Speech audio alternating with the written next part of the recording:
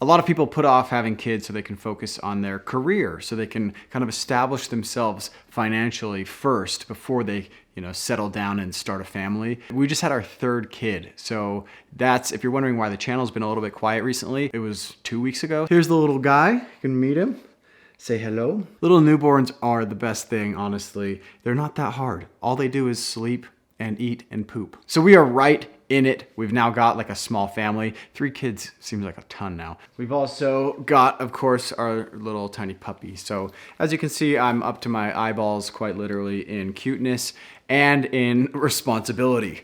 So it's easy to feel like when you're at this stage that you've just painted yourself into a corner and now you're stuck. So in this video, I want to talk about, once you have kids, is it all over? My life is over. Are you just like in survival mode? All you can do is go to work and come home, and then you just have no time to work on your side stuff, to pursue your passions, to pursue any dreams that you might have. So I work a full-time job and I do a lot of contractor work on the side. And of course, I work on this YouTube channel. So there is time. So I'll walk you through how I do it, how I'm able to get it all done while maintaining my Dad of the Year status. I wanted to bring something substantive to the table, so I looked up some statistics, the numbers of people that want to have kids versus don't want to have kids, and then the reasons for not wanting to have kids. So this is the percentage of non-parents under 50, so people who don't have kids, and you can see from comparing 2018 to 2021, not likely at all has gone from 21% in 2018 up to 23%, and not too likely is 16% up to 21%. So more and more people are saying that they do not want to have kids, they never want to have kids. And then the very likely to have kids went from 32% in 2018 up to 26%. This is from the Pew Research Center, so I'll link this in the description below if you want to check it out. So of that group, people that don't have kids that are under 50, 56% say they just don't want to have kids,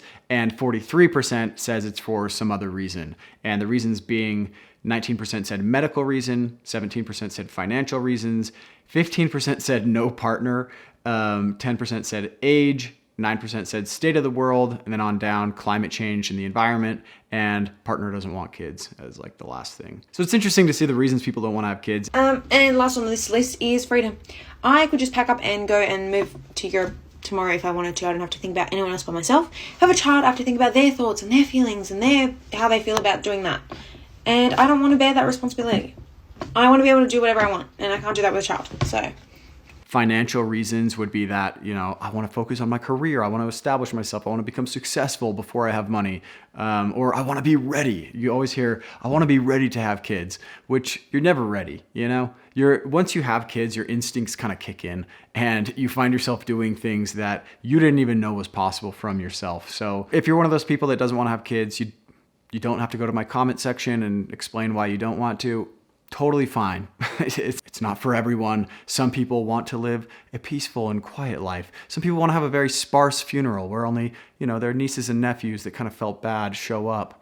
And I'm just kidding. Okay, so how do I do it? How do I get everything done while I have a full-time job, while I have a family? I'm gonna go through 4 things that have made a big difference for me. So number 1 being that I make time for it. There's this Paul Graham essay called Having Kids where he says, some of my worries about having kids were right though. They definitely make you less productive. I know having kids makes some people get their act together, but if your act was already together, you're gonna have less time to do it in. You will have chunks of time to work, but you can't let work spill promiscuously through your whole life like I used to before I had kids. You're gonna have to work at the same time every day, whether inspiration is flowing or not, and there are gonna be times when you have to stop, even if it is. So this has been my experience. I have become very effective in short chunks of time, like 1 to 3 hour blocks where I'm able to work on YouTube videos or my side stuff. And along with that is I try to schedule these chunks of time. So I'll even like put it on my calendar. My wife and I have like a weekly meeting a lot of times on like a Sunday night where we'll plan out like, okay, this night I need to work on my stuff,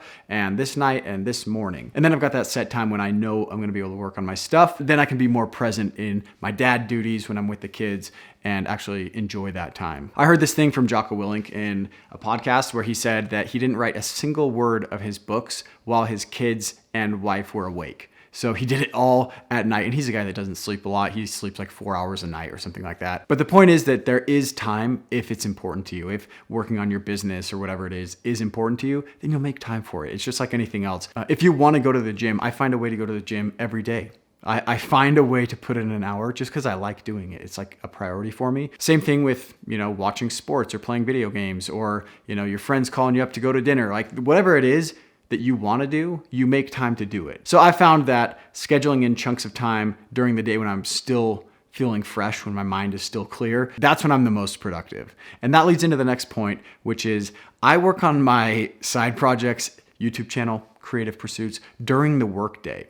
And I know that this isn't an option for a lot of you, and this should come as no surprise since I am the 2 jobs guy. I worked 2 full-time jobs at the same time. So I got caught. I tried to work 2 full-time jobs at the same time, and they found out. Now I just work 1 full-time job, and then I fill my time with YouTube and side projects and other stuff. My full-time work is obviously the priority. I make sure that everything's taken care of there before I'm working on stuff. But if you've worked a design job especially, or really anything in tech, you know that you're not working. You don't have to be working from 9 to 5. There's just not enough work to do every day. It's not consistent like that you could just hop on and do it from 9 to 5 every single day. It kind of goes in waves. So there are a lot of days where I don't have time to work on side stuff like during the workday. And in those days, I'll either just not work on my YouTube stuff, or I'll do it late at night or wake up early the next day. And I recognize that this is a huge luxury that I have, that not everyone can do this. You would have to be so much more disciplined if you actually had a job where you're busy from 9 to 5. Like if you work at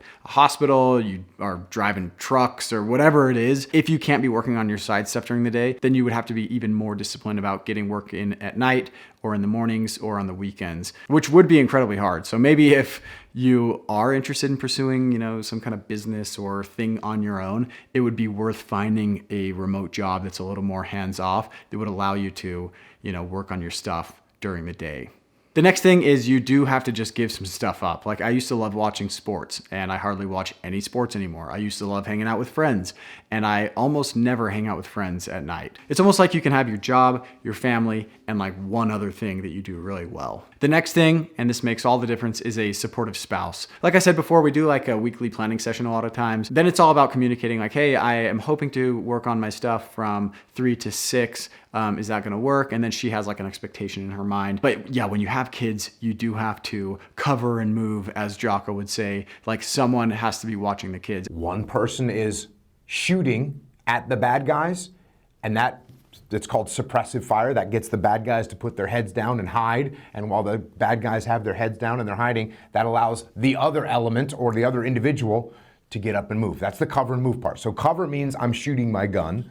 Move means the other person is moving. Now, once that person has moved, they start shooting their weapon, and then that allows me to move because, again, the enemy fire is being suppressed. And if your spouse also has things that they're working on, like my wife is a yoga instructor, and then she also does stuff online. She's got a YouTube channel and Instagram and TikTok and other stuff. So she's also pursuing her own, creative things and her own dreams. So that adds another layer of complexity on top of it, where you really have to be covering for each other. So is it possible to pursue something creative, pursue your dreams and passions and ambitions while you have a family, while you have a full-time job, while you are paying a mortgage? Obviously, yes, it is possible to pursue it. Is it possible to become mega successful in whatever it is that you're trying to do? Plenty of people have done it, from startup founders, entertainers, comedians, YouTubers. It's probably the harder way to go, but having kids is amazing. It's simultaneously the best part of my life and the worst part of my life.